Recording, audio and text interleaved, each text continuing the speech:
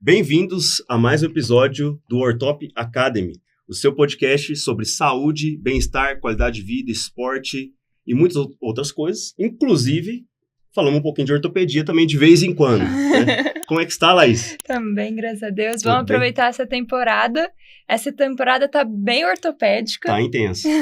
E hoje a gente trouxe um amigo nosso, um amigo pessoal nosso, que é o Dr. Matheus. Matheus Muniz é o nome dele.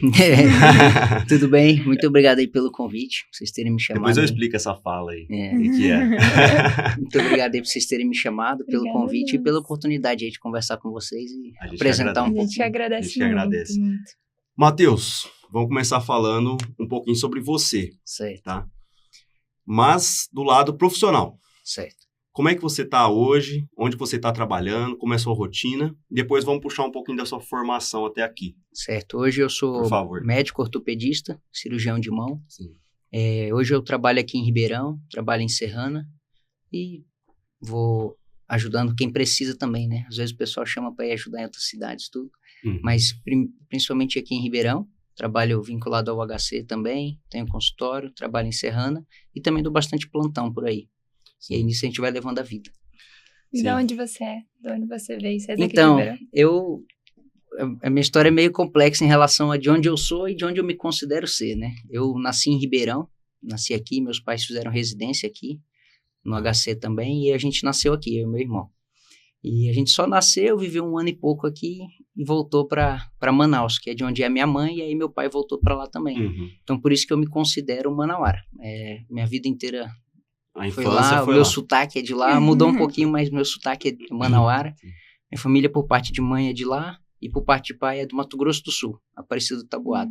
Uhum. E aí, mas me considero manauara, que foi onde eu estudei, cresci, fiz faculdade, e aí vim pra cá pra fazer residência. E acabei ficando, já estamos aí 6 anos, né? Que é um que a gente conhece. Sim.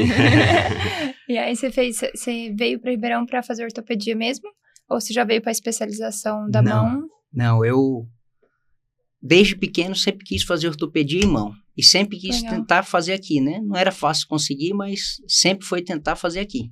E aí eu consegui passar da faculdade e vim direto para fazer ortopedia também. Fiz ortopedia os 3 anos e depois fiz mão, que era o meu grande objetivo. E de Sempre onde foi- veio isso? Assim, você é ortopedista de mão. Pois é, né? Engraçado, assim. A minha família inteira, praticamente por parte de mãe, e o meu pai é ortopedista. Uhum. Então, Uhum. a minha maior inspiração é meu pai, e aí por isso eu sempre quis fazer ortopedia.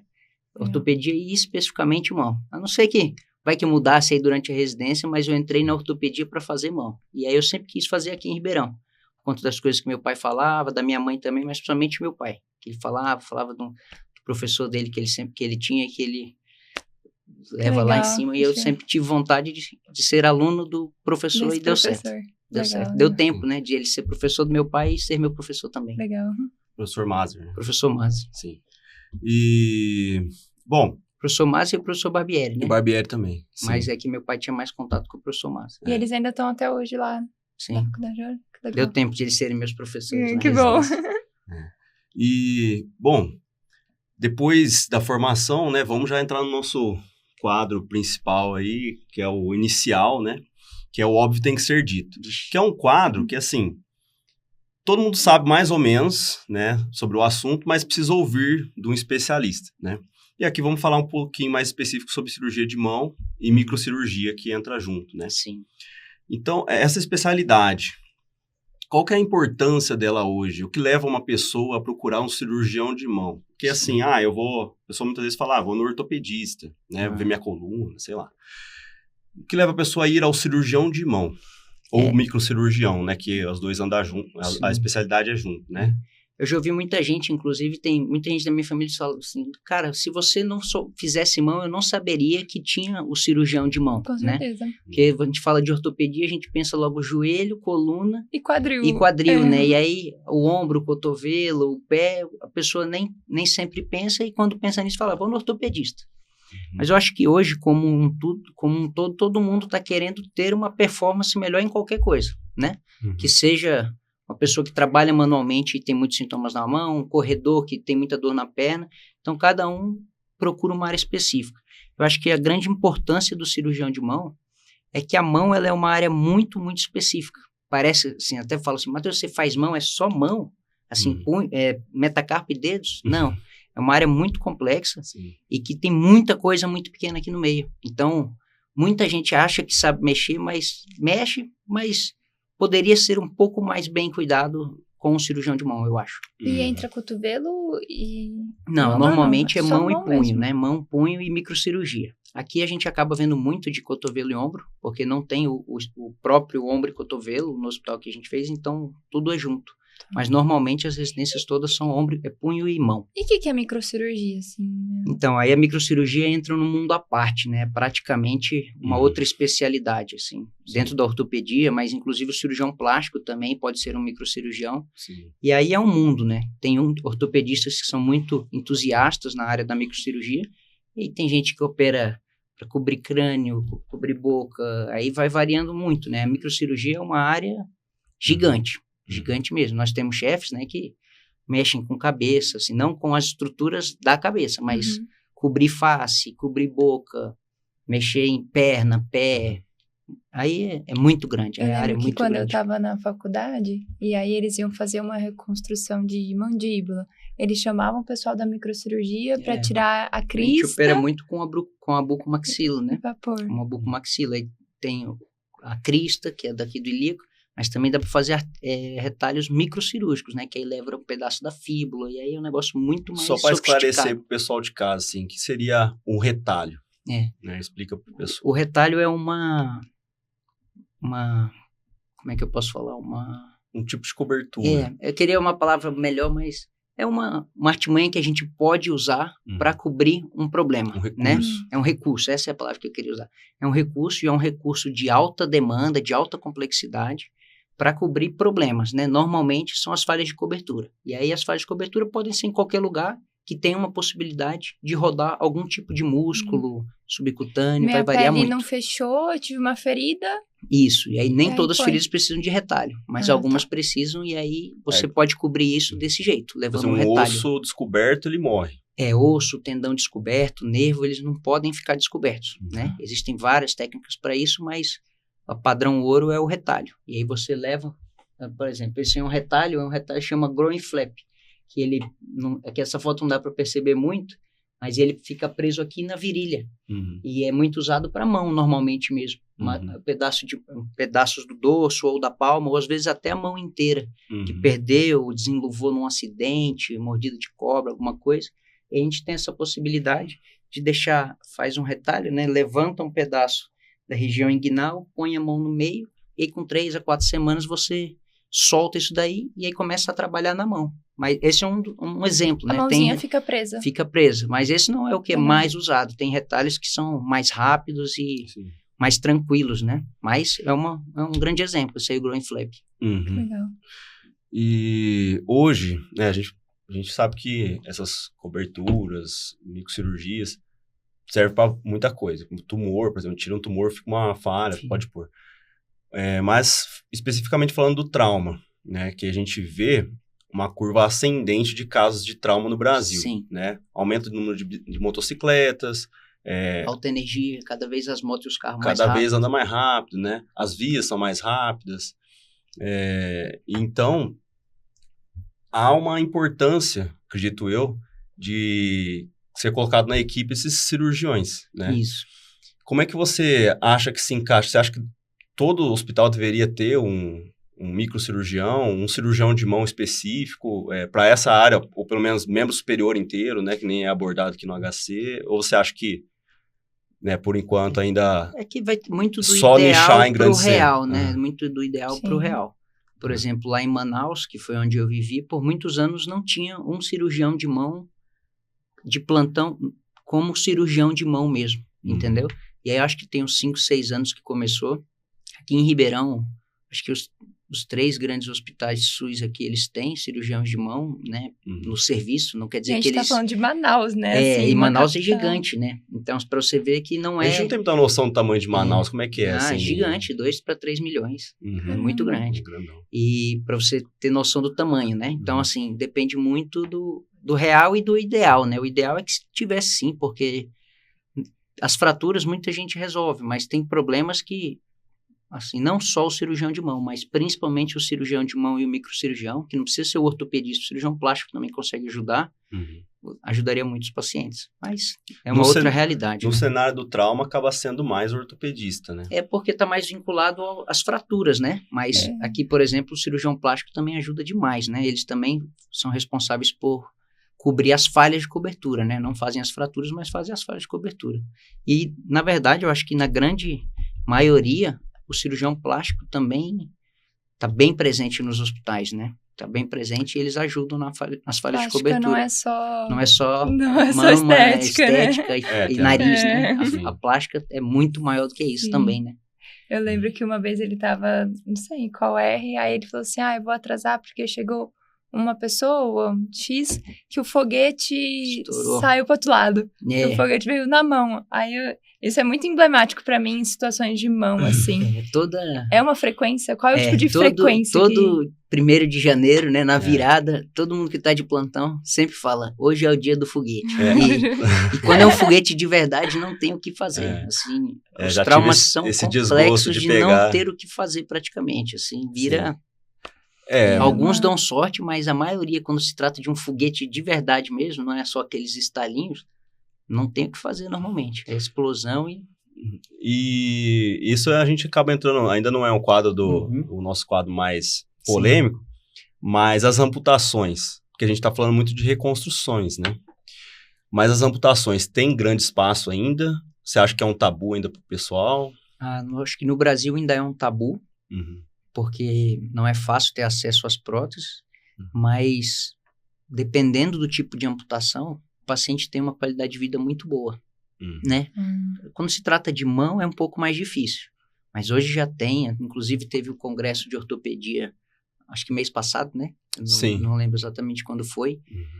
Tinha um stand lá só de prótese de mão. Assim, uns negócios que eu fiquei vendo os vídeos, eu falei, nossa, já chegou nesse nível que você tinha... O cara que, inclusive, estava apresentando o stand, ele era biamputado. Eu não sei, não vi como era a conexão aqui, mas é tudo baseado em contração muscular, que ele fazia tudo, assim, não é igual a gente, mas ele conseguia fazer praticamente tudo com essa mão da prótese. E aí, assim, do membro inferior hoje, a prótese já é muito boa. Se der pra pegar um copo, já tá bom. Não, mas ele fazia muito mais que isso, pelos vídeos que eu vi. Então, e assim, foram vídeos de pessoas que eu sei que estavam lá, que filmaram. Não é vídeo de internet que a gente desenha tudo, mas realmente também tá evoluindo muito as próteses de mão, mas não é a mesma realidade das próteses do membro inferior ainda. Mas vai chegar. Tem, assim, situações de que tenta manter aquele órgão e acaba tendo que amputar mesmo. A gente sempre tenta manter, né? Primeiro a gente tenta manter o membro, mas aí depois a gente começa a ver o quanto que vai ser útil o membro para o paciente, né? Às vezes o membro ele já não é mais tão útil, ele dá muito mais dor do que função, assim, ele atrapalha muito mais do que ajuda, aí começa a conversar. Mas também é sempre um tabu para conversar sobre isso, né? Porque você sempre fica, o paciente principalmente, né? Sempre fica com aquele de, será que minha mão vai melhorar? E aí fica no amputo ou não amputo, né? É uma coisa muito complexa, né? Muito mais só da parte já é meio pesada assim, né? Não é muito mais além da ortopedia isso, né? Aí vai questão psicológica, questão funcional, o que é o objetivo também do paciente, né? Não é fácil essa questão. E tem uma situação dentro da ortopedia, também relacionada a trauma, muitas vezes, né? Que são as lesões que o paciente fica com o membro inteiro, só que o membro não funciona. E eu queria que você falasse um pouco sobre isso, são as lesões de plexo, né? Como é que... O que é um plexo? Vamos devagar. Explica pra gente. O plexo braquial, ele é explica como se estivesse explicando pra alguém que nunca... Sim. Tipo... O plexo braquial é um conjunto de nervos que saem aqui do pescoço e são os responsáveis. Quando é o plexo braquial, né? Ele é responsável pelos movimentos do braço, ombro, cotovelo, punho e mão. E aí tem o plexo sacral, que são os responsáveis pelos movimentos das pernas. Aí se tratando... Isso aqui, ó. O plexo, ele é muito abordado ou pela equipe da neurocirurgia ou pela equipe da cirurgia da mão. Os nervos já saíram da coluna. Já saíram da coluna. Estão quando aqui, né? Quando ele está dentro da coluna, quem aborda ou é o cirurgião de coluna ou o neurocirurgião. Quando ele sai, a partir da hora que ele sai ali dos forames e vira o plexo braquial, aí já vai para outros dois, né? Ou para neurocirurgia ou para cirurgia da mão. Depende muito de hospital para hospital, de experiência dos cirurgiões, né? Mas é uma lesão muito complexa, né? Muito complexa e que, infelizmente, traz muita limitação para o paciente, né? Tem lesões que são mais leves, que o paciente perde, por exemplo, o movimento só de extensão do punho, e ela vem, ou só do cotovelo. Ele vem até e ele vai até a ponta dos dedos, né? Aí tem cada raiz dele, forma um dos nervos responsáveis pelos movimentos. Tem um nervo que faz o movimento do cotovelo, do punho, da mão. Aí cada nervo tem um movimento específico. E aí a lesão do plexo, ela varia muito. Tem gente que tem uma lesão de plexo que ela não é tão limitante e que existem cirurgias que te trazem uma função até que muito boa, mas tem gente que tem lesões que realmente não tem nem o que fazer. Quando a gente tem as lesões que avulsionam da medula, realmente o nervo ele arranca da medula, então não tem o que fazer, não tem como recolocar na medula. É tipo tirar uma tomada da parede. Tirar uma tomada e quebrar a tomada, não tem como você recolocar. Então é uma gama muito grande e que infelizmente traz muita limitação para o paciente. Tem gente que realmente não tem nada do ombro para baixo, só é capaz de mexer trapézio, faz isso só. Aquele braço sem balante, função, né? Fica só pendente. Aí o paciente às vezes coloca uma tipóia só para ele não ficar batendo nas coisas, mas é uma lesão que... Mas é mais por trauma? O principal é por trauma, né? O principal por trauma de longe, né? Muito, muito, muito... A prevalência é muito maior por trauma, normalmente moto, um trauma nesse movimento, a pessoa bate de pescoço no chão abrindo aqui. Então, não é só moto, mas queda de altura. Às vezes até uma queda boba, mas que a pessoa caiu fazendo muito esse movimento, você pode ter lesão de plexo. A pessoa tem uma fratura de clavícula, e a fratura da clavícula é uma das coisas que faz o plexo romper aqui. Então, a pessoa caiu, por exemplo, bêbada no chão, de um jeito um pouquinho mais forte. Ela pode machucar também, mas o principal é moto. Moto e carro, né? Um trauma de alta energia também pode acontecer. Pode acontecer, né? Tem a paralisia braquial obstétrica, né? Totalmente. Nenê nascendo, ele... Só pelo mecanismo de parto, um parto mais laboroso, né? Mais difícil, que tem que fazer mais força. O bebê ele pode esticar e faz o mesmo mecanismo de trauma. E isso a gente também acompanha bastante lá, né? Quando você estava lá no ambulatório com a gente, eu via bastante. Melhor, geralmente, do que os traumas. O prognóstico é bem melhor. Mas ainda também tem alguns, quando é uma lesão completa, que fica com algumas limitações e tem que operar algumas vezes durante a vida. Esse é um dos mecanismos, né? É por isso que o obstetra tem que ser bom e não puxar demais. Não é? Mas pelo nome, eu acho que o nome tinha que mudar um pouquinho, porque do jeito que fala, parece que é mais o obstetra em si, mas não, é o mecanismo do parto, né? Um parto laboroso, difícil, que faz muita força, às vezes pode ter fratura de clavícula, tudo isso. Sim. Nenê é muito grande também. Nenê é muito grande, né? Tem os DIGs, né? De mães diabéticas, né? Também mas acontece a gente... Normalmente pré-natal, né? Pré-natal. Toda semana a gente costuma ver uns pacientes lá, nosso bebezinho que tem lesão de plexo, e aí alguns não precisam operar, alguns operam para fazer cirurgias futuras só, que não é para mexer no nervo, mas é para mexer em músculo, aí vai variar muito mesmo. Você sabe que eu percebo muito, saindo um pouco assim dessa área, é a quantidade, principalmente que o Pedro fala para mim de, eu tenho túnel do carpo hoje, vai ter um túnel do carpo hoje. Por que tem existe um fator associado a isso? Por que tem tanto túnel do carpo? Por que tem tanto essas... Gatilho. O dedo gatilho. Que é associado a esse celular que a gente fica muito aqui. Faz parte muito do rol dos movimentos repetitivos também, né? Que hoje é o que... Tenossinovite. Né? Que o celular, que é o trabalho... Olha... Ô, Luiz, hoje você... Ó, Luiz, ó. Ele tá bom. Hoje ele tá rápido pra caramba. Então, o túnel do carpo, o dedo em gatilho, as tendinites, as tenossinovites não infecciosas, elas são uma das coisas mais prevalentes hoje, né? Assim, no dia a dia do cirurgião da mão, porque hoje a gente está cada dia mais forçando a nossa mão o tempo todo. Com o celular também, né? Mas o túnel do carpo em si não está tanto ao celular, mas é um movimento repetitivo, a forçar a mão, mas também está muito prevalente em mulheres. Então, assim, a própria mulher já tem um pouquinho do fator de risco para ter túnel do carpo. Mulher gestante, muitas fazem túnel do carpo por conta das dilatações que os hormônios da gestação fazem. Então, de todas as doenças que o cirurgião de mão trata, de longe, o túnel do carpo é o mais comum. E tem uma prevenção? Um exercício? Então, o alongamento. A gente acha que o alongamento, ele ajuda bastante. Tem a órtese, né, que são aquelas munhequeiras, tudo, que é a órtese para o punho, elas ajudam, mas já quando a gente tem o diagnóstico. Ninguém é para usar essa órtese para prevenir isso daí. Que é igual o gesso, né? Todo gesso também tem que usar quando tem que usar, né? Que também traz rigidez, tudo. Mas o principal é alongamento, é evitar ficar estimulando demais um movimento só.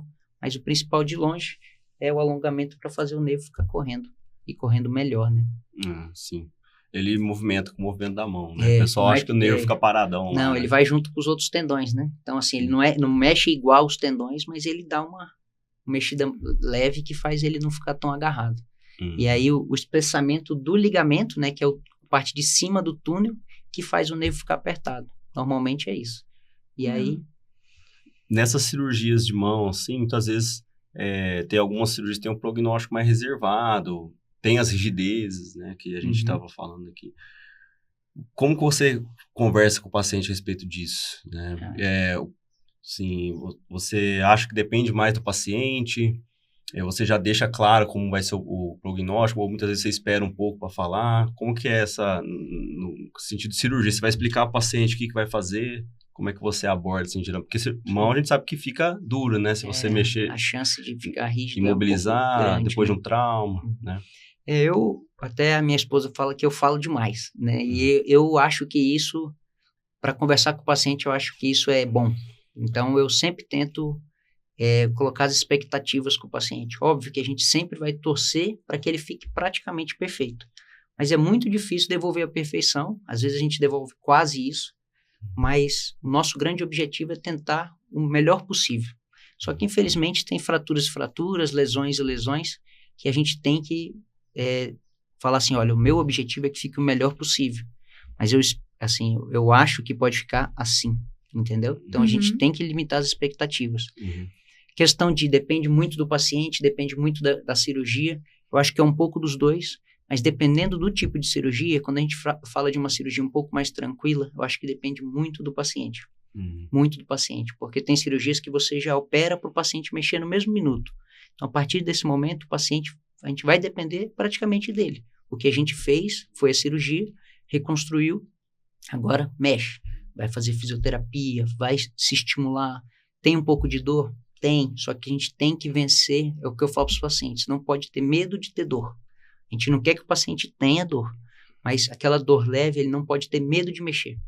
Antigamente, muita gente falava, que os pacientes falam pra gente, né? Nossa, doutor, eu operei meu túnel do carpo e foi a melhor coisa que eu fiz, e todo mundo lá no bairro falava pra eu não operar, que minha mão ia ficar dura. E era o que eu falo pros pacientes desse jeito mesmo. Antigamente, o pessoal falava isso mesmo, porque eu operava e ficava com medo de ter dor, com medo de mexer. E aí, realmente, a mão fica dura, fica esquisita. Hoje, ainda mais que a gente conversa bastante com os pacientes, opera de manhã, à tarde já vai para casa. Quando volta com uma semana, doutor, estou dormindo muito bem, mexe completo, falta só cicatrizar a pele. Então, tem muita coisa que depende do paciente. Depende do paciente. E tem cirurgias que não, né? Tem cirurgia que já é difícil por natureza, aí que a gente já espera uma rigidez um pouco maior. Cirurgia de cotovelo, umas fraturas de rádio muito diminuídas, né? Muito quebradas, né? Muito instáveis. Essas a gente já espera um pouco de rigidez, mas as outras a gente espera que o paciente mexa para ficar o melhor possível. Paradinho, né? Parado não adianta. Não, parado não. Parado dá dengue, né? Não, tem que fazer. O principal aliado do ortopedista é a físio. E principalmente do cirurgião de mão, porque o que é fácil o dedo de ficar duro não é brincadeira. Eu lembro quando eu machuquei o meu, uma corda de cachorro e tal. Eu lembro você lembra dessa história? Aí o primeiro médico que me atendeu falou assim, eu perguntei, vai ficar bom? Aí ele falou, igual Deus fez, não fica mais não. Já trouxe ela pra realidade. Igual eu falo que toda vez que foi casa de ferreiro, espeto de pau, né? Eu tava jogando bola na faculdade, aí o cara chutou a bola pra frente, pegou no zagueiro, voltou pra trás e pegou no meu dedo, abriu assim. Aí na hora doeu pra caramba, fiz um raio-x, uma fraturinha. Besta, não tinha, assim, quase não dava pra ver. Mas tive que ficar imobilizado. Fiquei ali 4 a 6 semanas, não lembro, imobilizado. Mas casa de ferreiro, espeto de pau. Fiz a fisioterapia? Mais ou menos. Aí o que aconteceu? Esse dedo eu encosto tudo. Esse aqui é um pouquinho mais duro. Mas não me atrapalha em nada. Mas eu até uso de exemplo para os pacientes. Falo assim, olha, infelizmente o dedo ele é muito fácil de ficar rígido. Se ele não ficar, ótimo. Mas é muito fácil de ele dar alguma rigidez. Uma bobeira, né? Aproveitando o gancho do esporte, né? E as lesões esportivas, assim, como que são geralmente as lesões de mão no esporte? Ou a gente vê muito ombro, né? O que é mais prevalente, assim? Na mão, a lesão esportiva, ela tá mais relacionada, não tanto à mão, né? Mais ao ombro, ao cotovelo, principalmente de atletas de arremesso, né? Beisebol, que tem aquele vídeo em câmera lenta não sei o nome do arremessador lá, que tem um nome específico. Pitcher. Que você vê os caras profissionais, o ombro da pessoa... É frouxo. Faz um movimento que você fala, não é possível que ele mexe desse jeito, né? Que você vê ele em câmera lenta, o ombro quase vira ao contrário, assim, pro cara jogar o efeito. Então, é obviamente que a longo prazo ele tá fazendo um movimento não anatômico e vai trazer lesão. Cotovelo é a mesma coisa. A mão, eu acho que tá mais relacionado a... Somente o goleiro, né? O goleiro, ele é um cliente do ortopedista de mão, né? Porque toma muito trauma na mão, se a gente for olhar, já vi na internet algumas mãos de goleiro, assim, que eles mostram, todos têm uma artrose muito avançada nas interfalangianas, ou desvio, ou instabilidade, porque luxou muitas vezes durante a vida, muito, né? Então, inclusive tem toda hora. Esparadrapagem, tem uma lesão, que é a lesão do gamekeeper, né? Que é do goleiro, que ele vai ficando frouxo com o passar do tempo, de tanto ele bater, né? Então, se a gente for pensar, seria mais uma instabilidade aqui do polegar, ou os outros traumas, né? Vira e mexe lá no futebol, quando a gente jogava, tinha, né? Ia lá, o goleiro, eu não lembro o nome dele. Paulinho. Que eu reduzi já acho que 2 vezes o dedo dele lá, tomava bolada, luxava a interfalangiana, a gente ia lá e arrumava. Vai ter que voltar a jogar, né? Não tem que voltar, não, pode voltar. E resolve isso. Eu vejo muito no jiu-jitsu, o pessoal passa aquela jiu-jitsu dá muito dedo martelo, né? De pegar de martelo, assim, né? De estourar a pegada, né? Não é que resolve, né? O ideal é ficar imobilizado, né? Ali 3 a 4 semanas. Não precisa ser aquela imobilização com a mão toda parada, mas quando você tem uma luxação, você tem que tratar como luxação, né? Apesar de que normalmente sempre fica estável quando a gente reduz, mas o ideal é você deixar ali 3 semanas imobilizado para evitar que isso aconteça direto, né? Igual luxação de ombro. Quando a pessoa aprende ela mesma a reduzir, depois de luxar várias vezes, ela luxa, baixa aqui, reduz e volta a fazer as coisas. Não é o ideal, mas a pessoa acaba que vai aprendendo. Mas o ideal é, na primeira luxação, sempre tratar como luxação. Mobilizar e fazer do jeito certo para tentar evitar que aconteça direto, né? Porque vai continuar luxando. Luxação de ombro é o que a gente mais vê, né? A gente... vira e mexe. Luxou uma vez, é muito fácil de voltar a luxar. Quando a pessoa segue o tratamento direitinho, dificulta. Mas quando a pessoa... Porque com 1 semana a pessoa já está sem dor nenhuma. Aí ela fala, não vou mais ficar de tipóia. Aí depois vai matar um mosquito em cima, luxa o ombro. Tinha um amigo do meu pai que era direto. Eu tenho essa memória de quando a gente era pequeno que ele falou Matheus, matei um mosquito aqui em cima, meu ombro saiu. E ele não sabia colocar no lugar de volta, ele ia lá em casa com meu pai pra colocar no lugar. Pior situação da pessoa que tem luxação recidivante, que ela vai pegar um negócio, tá dirigindo no trânsito e vai pegar um negócio do banco de trás. Ele luxa dirigindo. E dói igual, né? Tá fora do lugar. Até ele colocar no lugar de novo, continua doendo. Essa situação aí. E aí tem um fortalecimento? Vou fortalecer peitoral, trapézio, ou... Não, você consegue, dependendo do grau, dependendo do tanto de lesão óssea ou muscular que tem, lesão de labrum, né, que é se fosse uma extensão da glenoide, que é para dar mais estabilidade para a articulação, dependendo, você consegue tratar conservador, com fortalecimento, tudo, mas tem gente que não melhora, e aí só resolve, assim, só uma tentativa seria cirurgia, né? Existem cirurgias que melhoram bem isso daí, mas mesmo operando ainda tem uma chancezinha de sair do lugar. Existe uma prótese de ombro? Existe, mas não tanto para luxação de ombro, né? A gente tem prótese para fratura, prótese para artrose grave, prótese para lesão de manguito crônico, né? Lesão maciça de manguito, que já não tem mais como reparar. E aí a gente entra no mundo das próteses, que é um mundo novo, né? O manguito é aquele que todo mundo fala, nossa, lesionei o manguito. Sempre... Por que é tão prevalente? Por causa do tamanho do músculo? Porque a articulação, ela é a que mais mexe no corpo, né? A articulação do ombro. E ela... é muito dependente da musculatura. Ela depende muito da musculatura, né? A estrutura óssea da articulação, ela é pequena. Um dos exemplos que o livro usa para articulação do ombro é uma foca segurando a bola. Sabe umas fotos antigas de foca segurando a bola? de foca, que a glenoide ela é muito pequena e a cabeça do húmero ela é grande. A glenoide é diferente, é a escápula, né? a escápula. É o que fica na escápula. Então, ela é desse tamanho e a cabeça do húmero é muito maior. É diferente do quadril, que o quadril tem o acetábulo, que é uma taça, e o fêmur fica escondido lá dentro. A glenoide não, né? O ombro não. A glenoide é rasinha e aí tem uma coisa em cima assim. Então, por isso que existe o labrum aumenta muito mais a glenoide e ela depende muito do músculo, né? Então... Para estabilidade. E o ombro mexe praticamente para todos os lados, então é muito fácil se machucar, né? Tem o acrômio que fica ali em cima, que ele também pode ser um dos lugares que fica sempre pegando no músculo, e aí a longo prazo ele vai mastigando e tem uma lesão do manguito. O acrômio, pessoal, esse ossinho. Esse ossinho da lateral aqui, sem ser a cabeça do húmero, é ali, ó. Ele é um dos pontos também que faz machucar o manguito, né? Ele, dependendo do que formato... às vezes ele esmaga aqui, né? Ele vai esmagando o manguito a longo prazo, e aí os movimentos acima da cabeça vão ficando dolorosos. E quando você vê, ele já tá mais machucado, e aí que é um dos motivos das lesões de manguito, né? Tem o traumático, caiu, bateu, machucou, mas o crônico também, né? Que é a grande maioria, na verdade, a longo prazo vai doendo.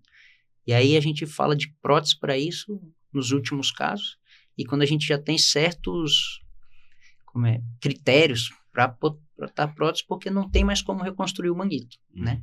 Mas as próteses hoje, elas estão evoluindo bastante, né? A prótese de joelho e de quadril já estão muito, muito boas, e as próteses de ombro, elas estão melhorando muito, né? Eu tenho vários ex-chefes que postam cada casa de próteses de ombro que você fala, nossa, muito bom, muito bom, o paciente está tendo bons resultados, mas ainda é uma prótese que está evoluindo bem, né? Mas ainda tem alguma coisa para melhorar. Ainda tem chão ainda. Porque tem a prótese parcial e a total, né?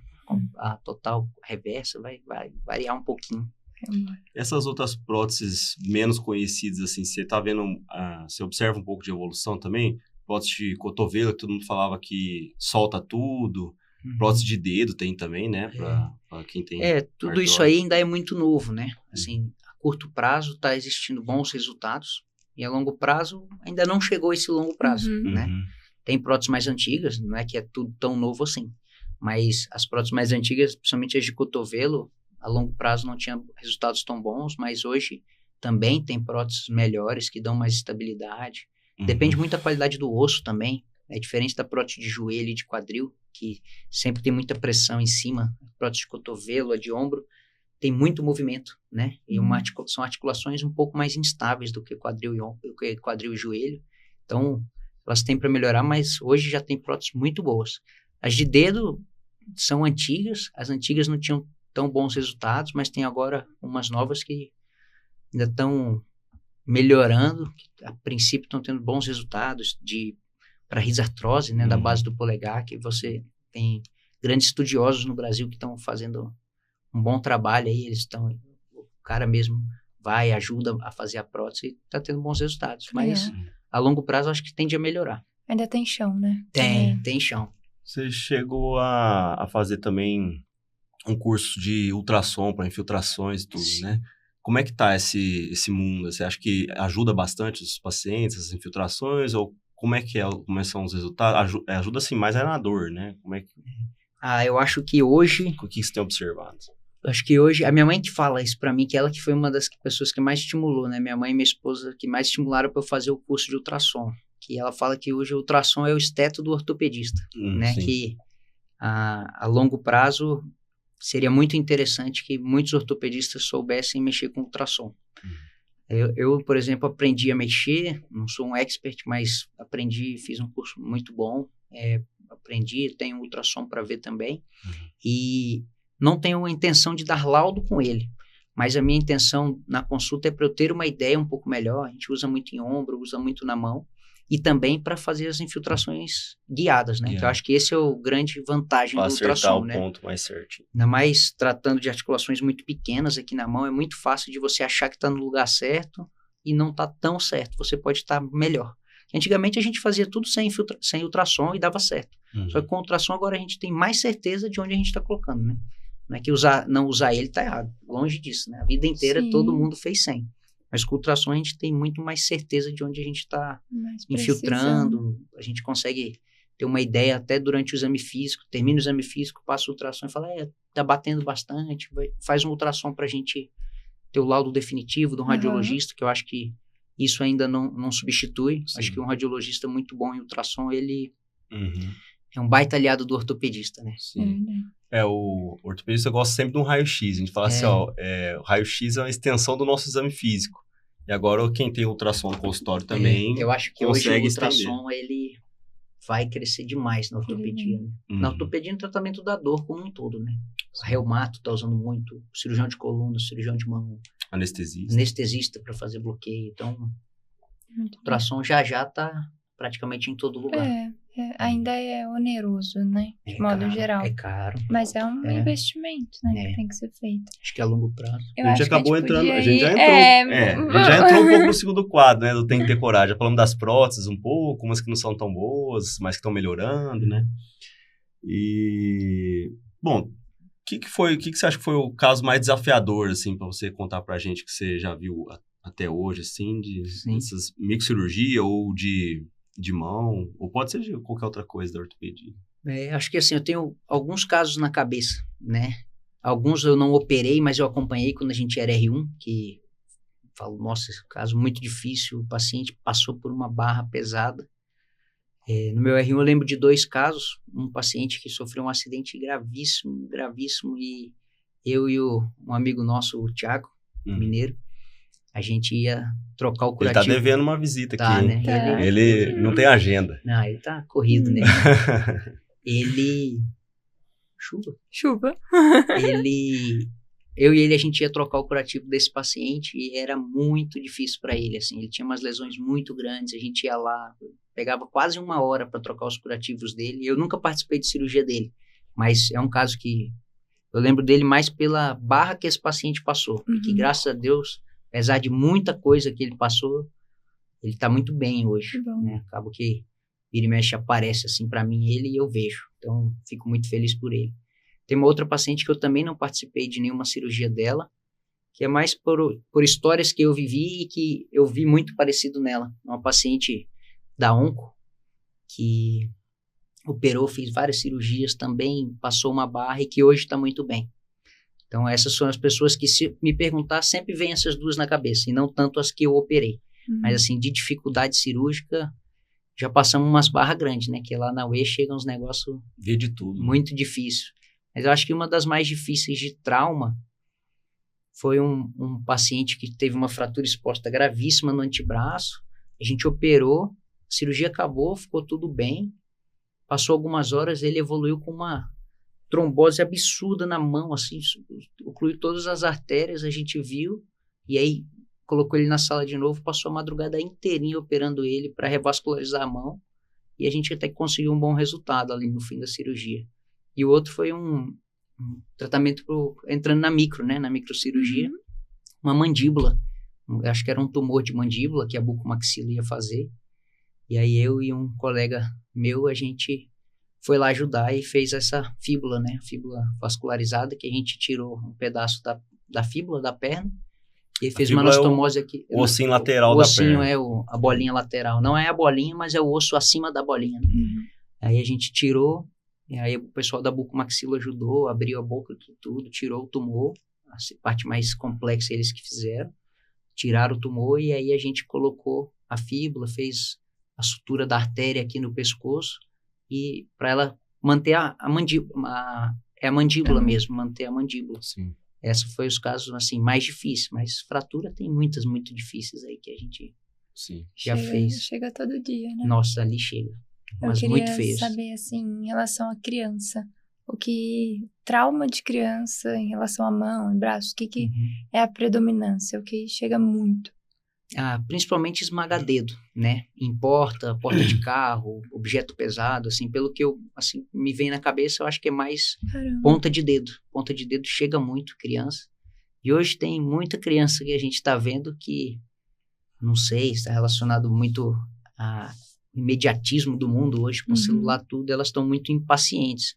E eu vi, assim, nos últimos anos, cresceu muito criança jovem, 6 anos, 7 anos, dando soco em vidro.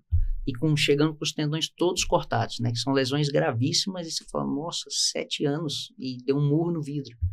E não é 1 ou 2 casos que eu já vi, não. Eu já vi alguns de criança que dá murro em vidro. E quando acontece, cortou, independente de criança ou não, cortou o dedo, o que eu faço? Eu ponho no leite? Esse é um clássico. O ideal é sempre fazer, se estiver sangrando muito, é fazer um curativo apertado, justo, né? Tá. Não ao ponto de não chegar sangue na ponta do Pode dedo, pôr mas... açúcar. Não, nem café. Nossa. Lá em Manaus o pessoal passava muito óleo de andiroba, eu não lembro como era o nome, mas passava um monte de coisa. Mas não, menos só deixar quietinho, né? Mas o ideal é você fazer um curativo justo, compressivo, para parar de sangrar. Normalmente, praticamente todos os cortes da mão e do antebraço, eles param de sangrar. Curativo, fechar e procurar atendimento. Porque tem vezes que não parece que é nada, mas o paciente cortou o tendão. E aí cicatriza a pele, aí vai procurar... Às vezes via SUS, por exemplo, que demora.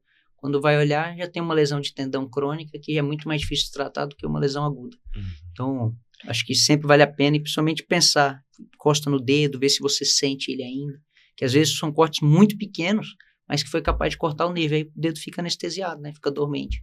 E se eu cortei, tava lá na maquita e coloquei ele fora, o que eu faço com ele? O pedaço eu levo ele pro hospital? Assim... Põe no leite lá, põe no café lá no hospital. Não é todo lugar que faz esses tipos de cirurgia, né? Aí são cirurgias muito complexas, né? Que seria para tentativa de reimplante. Que já são cirurgias difíceis para qualquer um, né? Mas não é todo lugar que tem gente que faça essa cirurgia. O ideal é você pegar o coto amputado, ou o antebraço, a mão, o dedo, o que for, colocar ele, por exemplo, só numa gazezinha, no máximo úmida, mas o ideal é que seja a mais seca possível. Cobre com uma gaze, põe dentro de um saquinho seco. Aí esse saco vai para dentro do gelo. Se botar o pedaço amputado no gelo, você também está fazendo mal, porque ele vai congelar, né? Ele vai queimar por frio, né? Então o ideal é cobrir com pano, no máximo um pano úmido leve, porque também se ficar muito molhado, fica igual a gente ficar dentro d'água, né? Que o dedo fica uma uvinha. Engelhado, o dedo também faz isso. Então, também dificulta para tentar fazer o reimplante. Então, o ideal é gase seca, um pano seco, saco, e aí esse vai para dentro do gelo. Existe um limite, assim, para reimplante? Igual, eu tirei um cotoquinho, assim... Sim, questão de tamanho? Tem sim, porque o próprio livro fala, tem lugares que não vale a pena você fazer, porque o resultado funcional é muito pior do que não ter, por exemplo, a pontinha. Existem retalhos, existem técnicas de cirurgia que a gente faz para cobrir esse pedacinho. O dedo fica um pouquinho mais curto, mas o paciente não sente falta disso, né? Mas quando a gente fala de macro-reimplante, o ideal é sempre tentar, né? Macro-reimplante é uma mão, um antebraço. É sempre tentar, mas é muito difícil conseguir também. Mas existem casos, já vi casos que deram certo. E os dedos vai depender muito. Se são múltiplos dedos, a gente tenta para tentar conseguir algum deles. Se for um pedacinho só de unha, não vale a pena tentar, porque o resultado é muito pior do que você não ter a pontinha do dedo. Porque passou de certo lugar, você não tem mais nem artéria para suturar, né? Aí vira igual aqueles filmes, que aqui é só o enovelado de vaso, né? Igual o digital, não tem como, você não enxerga mais, mesmo com microscópio. Legal. A respeito de retalhos, aí a gente está falando de reimplante, mas reimplante eu acho que só o microcirurgião mesmo, ou cirurgião de mão vai saber fazer. É difícil. Mas retalhos, tem alguns que você acha, na sua opinião, que o ortopedista geral deveria saber fazer, deveria sair do curso de ortopedia sabendo fazer, ou pelo menos ter visto fazer esses tipos de retalhos mais comuns, para falhas de cobertura comuns, retalhos de rotação, que não precisa soltar inteiro, né? Você acha que tem alguns que, esse aqui você tem que saber fazer, esse. Resolve 90%. Né? Porque também não é todo lugar que tem nem especialista, né? Na maioria dos lugares, na verdade, do Brasil, cidade pequena, você vai ter o ortopedista, vai ter um cirurgião geral, mas você não tem um especialista em cada área. Acaba que a pessoa tem que fazer muito mais do que lugares que tem vários especialistas, como, por exemplo, aqui em Ribeirão, né? Mas eu acho que, mesmo assim, não é fácil, mas talvez se a pessoa conseguisse aprender a fazer um retalho de rotação na perna, né, o gastrocnêmio, sólio, que é a batata da perna, ajudaria muitos problemas, Mas também não acho que é um retalho fácil de fazer, assim, que todo mundo faz. Mas são retalhos que ajudaria bastante e você poderia evitar ter que, por exemplo, encaminhar para um lugar muito longe para fazer isso daí. Mas eu acho que não é tanto a realidade. Eu não sei se é fácil, não. Acho que a formação... O VY de dedo.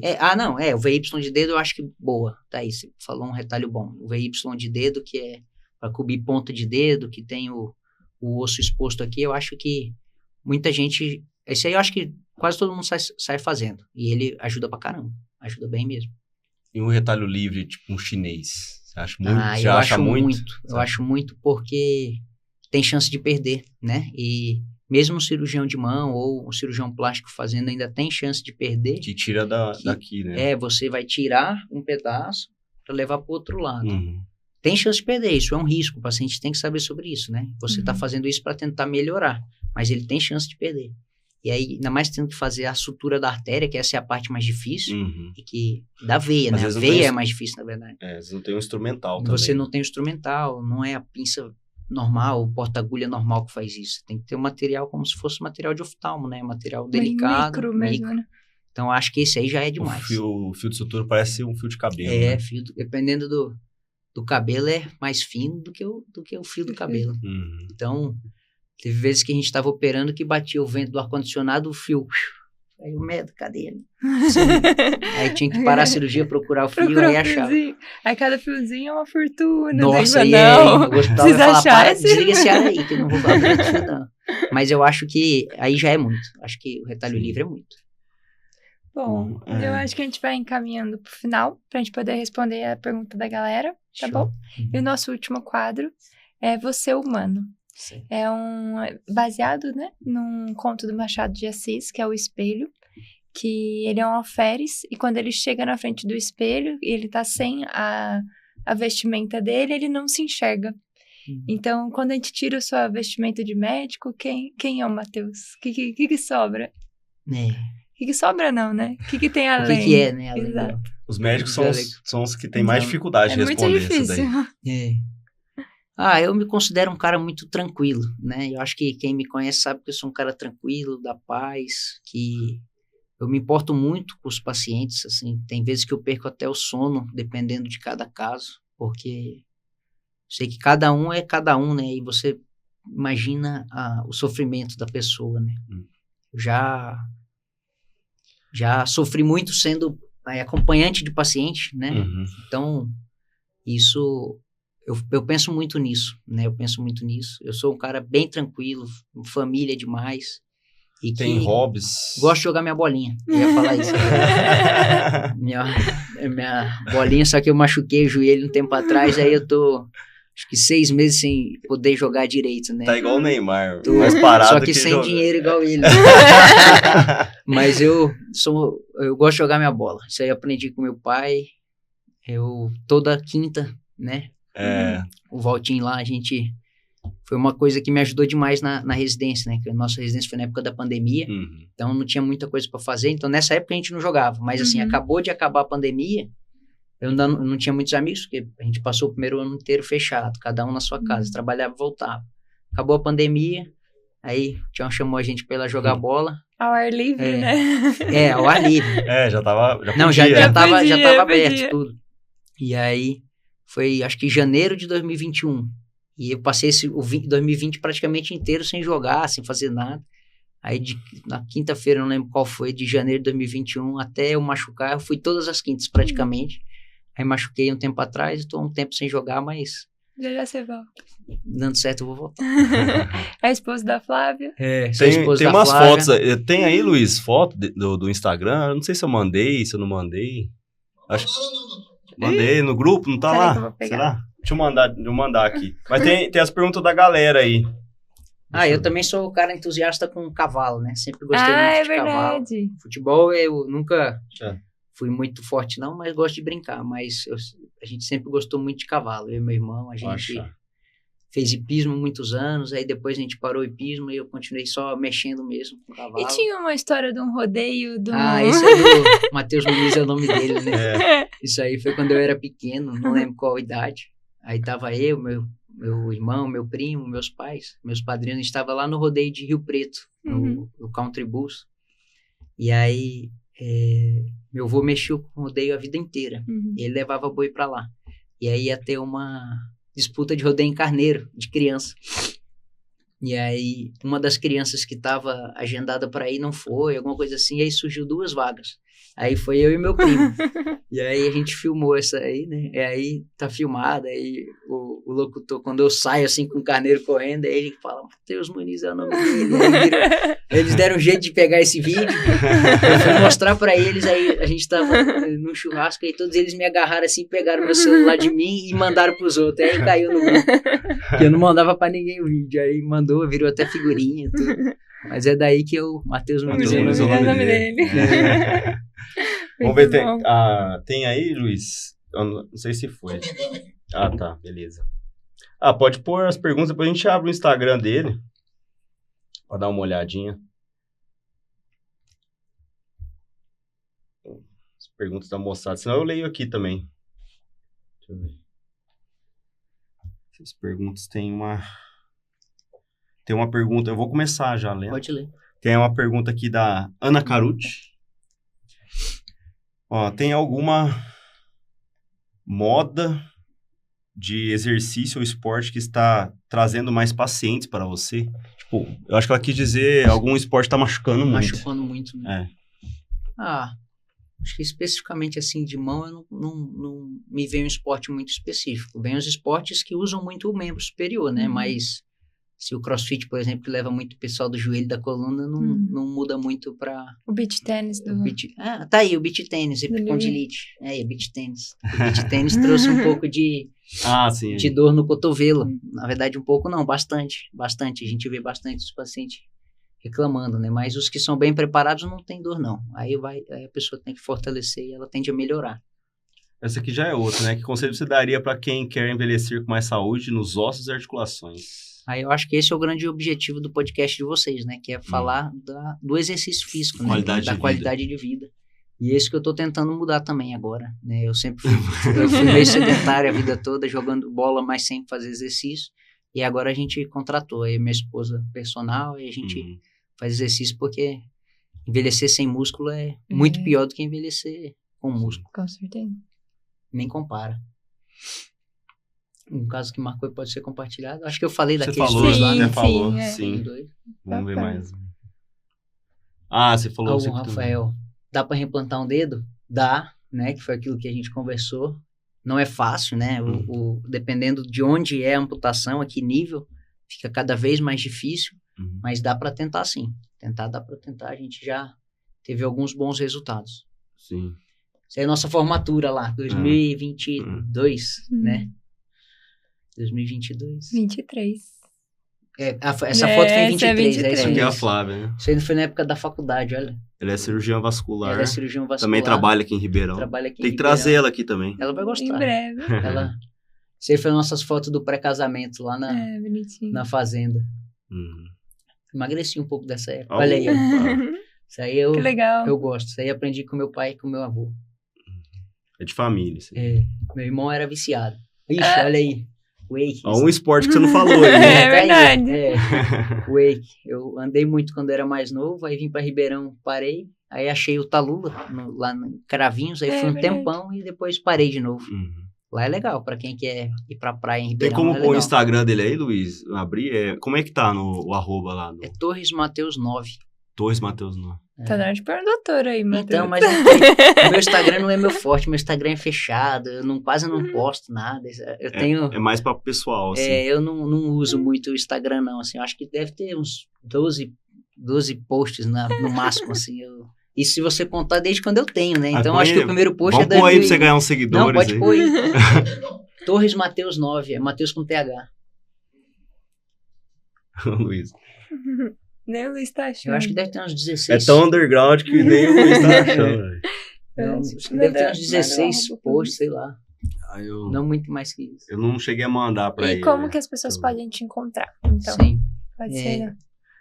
Como é que eu preciso passar com o cirurgião de mão. Ah, tá. Como é que eles te encontram? Então, hoje eu atendo lá na clínica Sanos. O pessoal usa muito Instagram, né? Mas... Eu atendo lá na clínica Sanos, que é ali na bola da Fios, ali no posto, no Fios Center. Aí, ó. Ali, 53, rapaz, tem muito. O Insta fechadinho. Eu quase não uso. Eu acho que não tem tudo esse post, não. Estranho. Mas eu atendo lá na clínica Sanos e depois eu posso mandar o número lá da clínica para vocês, que de cabeça eu não tenho ele, pra não. gente colocar. Aqui em Ribeirão mesmo. Aqui em Ribeirão. Isso. Beleza. Mas de cabeça eu não sei o número. Tá ótimo. Bom... Quer deixar uma mensagem pro pessoal pra gente? Eu quero agradecer vocês primeiro pelo convite. Eu falei pro Tião aí que eu sou envergonhado, mas foi bem tranquilo. Eu achei que a conversa foi boa, tranquila. Sim. E acho que todo mundo tem que pensar na qualidade de vida, né? Isso eu também venho mudando e percebi muito a diferença. E o melhor é sempre prevenir, né? Porque toda vez que a gente tem que tratar alguma doença, a gente já tá tratando algo. Então a gente consegue, principalmente na questão ortopédica não traumática, a gente consegue prevenir muita coisa com fortalecimento, né? Fortalecimento, ganhar músculo, evitar sobrepeso, obesidade. Eu acho que isso, para praticamente tudo, O nosso convidado antigo falou, ele resumiu bem, assim, Seja magro. Seja magro, ele falou. Quanto você estiver mais bem preparado em questão muscular e funcional do seu corpo, você evita muito problema ortopédico. Muito problema ortopédico. E quando tem um, facilita o tratamento. E facilita. A gente percebe muito que o pós-operatório dos pacientes que já tinham um arcabouço muscular bom antes, nem compara com quem tem que correr atrás depois de ter fraturado alguma coisa, né? Então, até para se prevenir de um acidente, depois, né, eu tô falando, a qualidade muscular é um absurdo de melhor, né? Bom, tem um presente aí, né, Natal? Natal. Pra você usar na academia. Muito obrigado. Agora você tem um personal. Agora eu tenho um personal. Hoje à noite, inclusive, eu vou daqui a pouco. Tem que ir, hein? Camisetinha. Olha aí. É o urso. É o urso do coisa, né? É o urso da Hortal. Muito obrigado. Tênis na academia do que chinelo no hospital. É esse o lema? Eu lembrei. Muito obrigado. Obrigada. A gente agradece. Bom, e ficamos por aqui, né? Mais um episódio do Ortop Academy. Mais um convidado super especial. Nos sigam, nos acompanhem, né? E... até a próxima, né? Fique com Deus. Fique com Deus, se Deus quiser. E até a próxima. Tchau, tchau.